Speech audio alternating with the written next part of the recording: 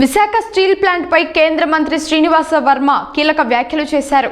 Steel plant ను sale కు అప్పగించేది లేదని, కార్మికుల సంక్షేమానికి కేంద్రం కట్టుబడి ఉందని ప్రకటించారు. స్టీల్ ప్లాంట్ ను కాపాడాలన్నదే తన సంకల్పమని అన్నారు. స్టీల్ ప్లాంట్ కార్మికుల సంక్షేమానికి కట్టుబడి ఉన్నామని, స్టీల్ ప్లాంట్ ను సేల్ కు ఇచ్చేది లేదని కేంద్ర మంత్రి భూపతిరాజు శ్రీనివాస వర్మ పశ్చిమ గోదావరి జిల్లా భీమవరంలో ప్రకటించారు. స్టీల్ ప్లాంట్ కు కేంద్రం ఆర్థిక సాయం ప్రకటించిన తర్వాత జరుగుతున్న ప్రచారాలపై కేంద్ర మంత్రి స్పందించారు. స్టీల్ ప్లాంట్ ను కాపాడటమే తన సంకల్పమని మంత్రి వివరించారు.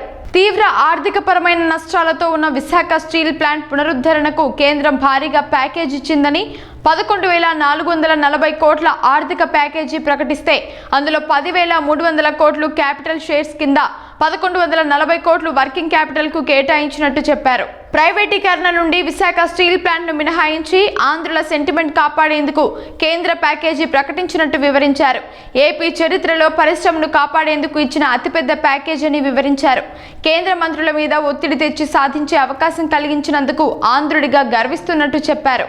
దేశంలో స్టీల్ ఉత్పత్తి పెంచాలనేదే మోదీ లక్ష్యమని, ప్యాకేజీ ఇచ్చాక కూడా సమర్థవంతంగా స్టీల్ ప్లాంట్ నడవకపోతే కేంద్ర నిర్వహణ లోపంగానే భావించి అభివృద్ధిలోకి తీసుకొస్తామని అన్నారు. ప్రస్తుతం నవంబర్, డిసెంబర్ నెలల జీతాలు మాత్రమే 230 కోట్ల రూపాయలు పెండింగ్ లో ఉన్నాయని, అతి త్వరలో స్టీల్ ప్లాంట్ ఉద్యోగుల బకాయి జీతాలు చెల్లిస్తామని కూడా చెప్పారు. ప్రైవేటీకరణ ప్రకటించాక కూడా వెనక్కు తగ్గారని, భారీగా ప్యాకేజీ ప్రకటిస్తే ఇంకా దుర్మార్గపు ఆరోపణలు చేస్తున్నారని మంత్రి ఆగ్రహం వ్యక్తం చేశారు. 30,000 కోట్ల అప్పు ఉన్న స్టీల్ ప్లాంట్ కు మొత్తం 13,090 కోట్లు ప్యాకేజీ ఇచ్చినా కావాలని ఆరోపణలు చేస్తున్నారని ఆగ్రహం వ్యక్తం చేశారు.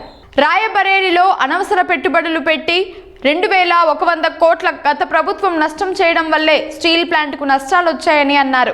మరో భారీ ప్యాకేజీ కూడా విశాఖ స్టీల్ ప్లాంట్ కు భవిష్యత్తులో ఇస్తామని కేంద్ర ఉక్కు మంత్రి కుమారస్వామి ప్రకటించారని, ఉక్కు సంకల్పంతో స్టీల్ ప్లాంట్ ను సందర్శించి ఒకరోజు రాత్రి బస కూడా చేసి ఉద్యోగులు, కార్మికులు అందరితో చర్చలు జరిపిస్తామని అన్నారు. కేంద్రం ప్రభుత్వంలో ఉంటూ అన్ని బహిరంగంగా చెప్పలేమని, వైజాగ్ స్టీల్ ప్లాంట్ ప్రైవేటీకరణ జరగదని స్పష్టం చేశారు.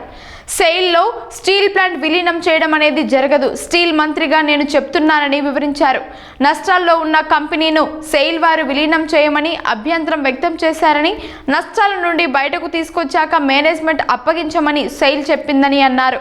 ఈ నెలాఖరులోగా ముడి సరుకు తీసుకొచ్చి ఉత్పత్తి ప్రారంభించి ఆగస్టు నెలాఖరికి పూర్తి సామర్థ్యం పెంచి స్టీల్ ప్లాంట్ ను నష్టాల బాటలోంచి లాభాల బాటలోకి తీసుకొస్తామని మంత్రి వివరించారు. కాంగ్రెస్ నేత షర్మిల ఏమి మాట్లాడుతుందో ఆమెకు స్పష్టత లేదని, విశాఖ స్టీల్ కు సొంత గనులు లేకనే నష్టాలు వస్తున్నాయని ఆరోపణలు ఉన్నాయని, సొంత గనులు లేకపోయినా వైజాగ్ స్టీల్ లాభాల్లో నడిచిన రోజులు ఉన్నాయని గుర్తు చేశారు. దేశంలోని జిందాల్, JSW వంటి ప్లాంట్లకు కూడా సొంత గనులు లేకున్నా లాభాల్లో ఉన్నారని అన్నారు. సొంత గనులు ఉంటే నష్టాలు రావనేది వాస్తవం కాదని అన్నారు.